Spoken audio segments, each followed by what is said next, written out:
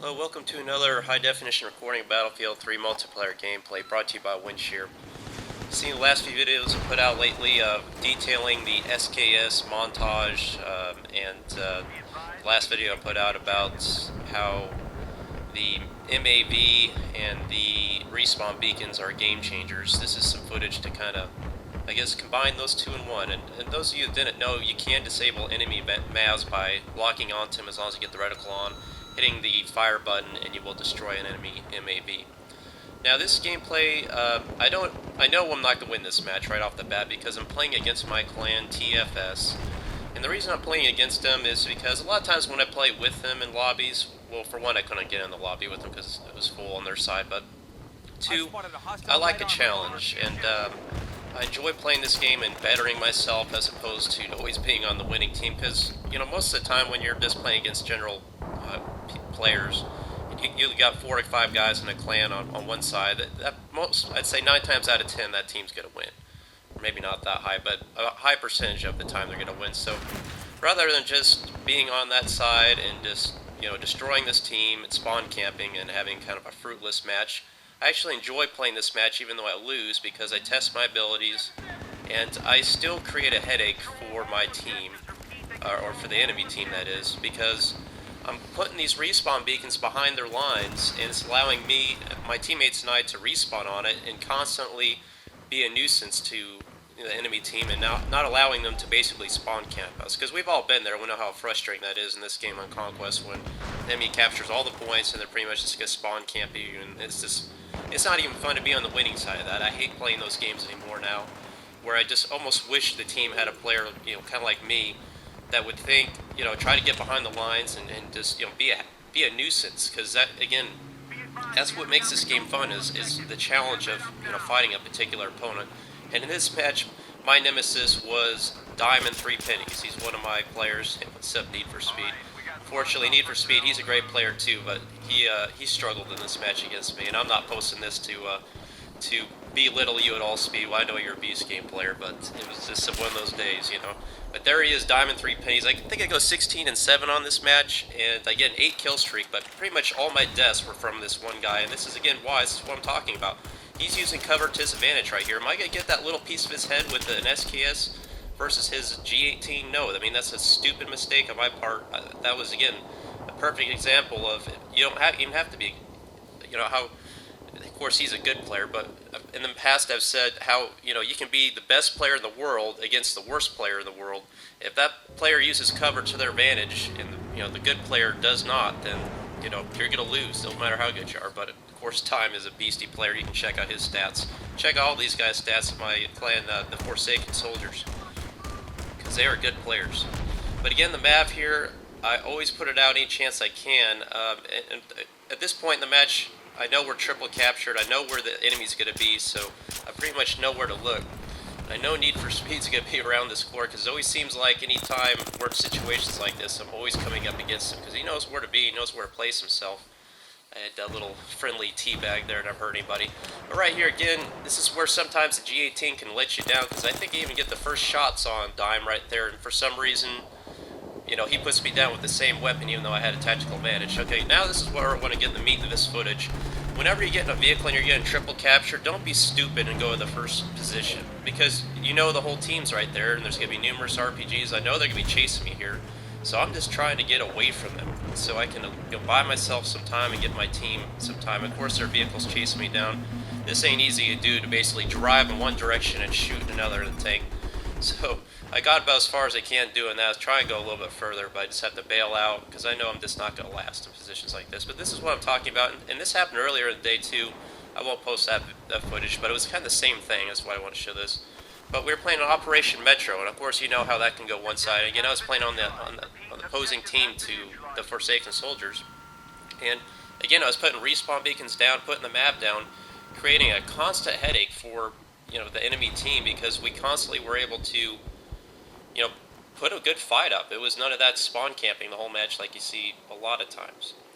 Now at this point in time, now that we push behind the enemy lines, I'm just trying to kind of stay low as I can and, you know, assess enemies, spot enemies if I can, and just be real careful, because, you know, the team that, you know, basically the enemy team's crawling all over these positions. You know, this is where a silencer, or excuse me, a suppressor is so important in situations like this to be able to stay off the mini-map, because any bullet you fire that's unsuppressed, I'm going to have, you know, 11 guys swarming at me at once, you know, and you just don't want that kind of attention in matches like this. I've pretty much given up on taking positions because, I mean, let's just face it, the match is lost.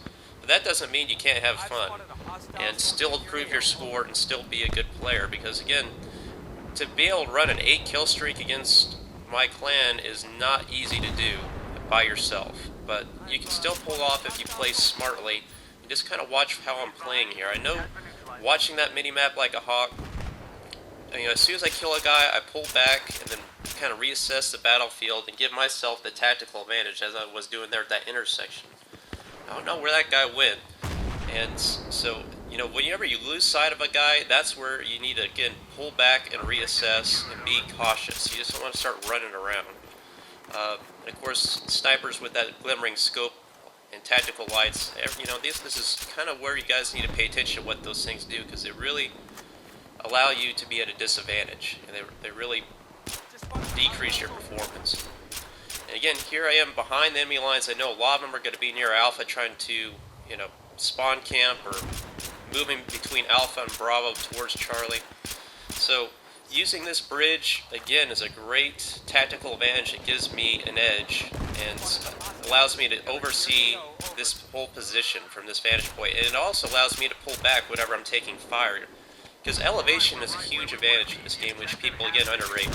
You know, it reduces your bullet drop, you know, gives you a better angle, and, you know, it allows you to really play more effectively. But you notice, again, when I start getting a ton of kills here, or, well, I shouldn't say a ton, but here I am, you know, about 8 kill streak, and this is where I probably was a little too bold. I should have pulled back again, because once you get too many kills in one position, obviously, even if you have a suppressed weapon, people are going to come back and come for you. Now right here again, mini-map. Saw that guy coming around the corner before, and that's a great player, by the way. He just joined our clan. I'm just being a little aggravated, or a little aggravation here, but, you know, I saw that run around that fence line on the mini-map, pulled out my pistol, and I started basically priming my fire before he even rounded the corner. And here's my buddy Dime again, somehow with an MK11 twice in this match. One-shot kill with the semi-automatic rifle. I guess he's getting me on a headshot there. It'd be kind of nice if it told me that.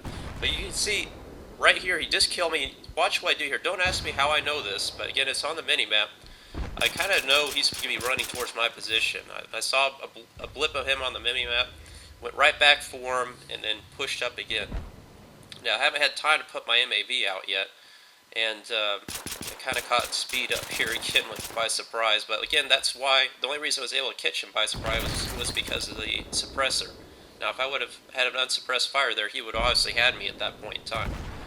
But here I am coming back to this kind of hot spot in this match, putting out the MAV, and it doesn't matter where you put this thing. It's a great distraction too. People start seeing it on the ground, they want to start going after it. It's almost kind of like a decoy. So you put that out there, again, it allows me to have situational awareness. I see Need for Speed coming up here again behind me. That MAV just now saved my life again. And at this point, I'm going to, again, in this game, you want to learn from your mistakes. In the previous streak I had, I drew too much attention to myself up here. I knew that, you know, one thing, that one player, Need for Speed, will be coming back for me, but the whole team now is, of course, in communication, so I know they're all basically targeting this spot because I've made my presence known at this point. So now I'm going to pull back, try to change up the game a little bit to kind of keep them guessing where I'm at, because I don't want to be too predictable. That's another mistake I see even advanced players make, is that you don't want to be too predictable and stay in one area too much, because especially whenever you get a lot of kills in one area, people are going to be pissed and they want to come back and enact revenge. And I'm not trying to pick on you, Need for Speed, but, you know, that was probably not a wise choice sometimes. But they're little checking. Run, Forrest, run. Anyway, so that's kind of what I want to get at about changing up your tactics when the needs of the match dictate it, because, you know, sometimes you can't win every time, but you're just trying to mitigate your loss, that is, and capitalize on that when you can. Right here, you get kind of hung up on something. I knew this whole team would be coming up for me, and I should have made the mistake here, sticking my head back again. I should have hightailed it out here, but that's what I'm trying to do here. Of course, in Battlefield, you always get kind of hung up on stuff like I do around this corner, and and that's kind of frustrating.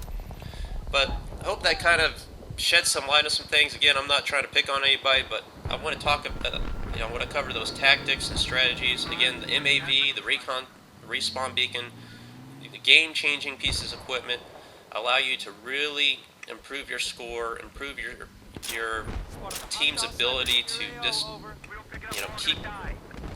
keep the things going in their benefit whenever they can. Spawn trapping is not fun, and this is kind of the answer to spawn trapping if you can appreciate that. But hope that gave you guys some tips. Hope you enjoy the video. Like it, subscribe, and I've got lots more to come. Thanks for watching.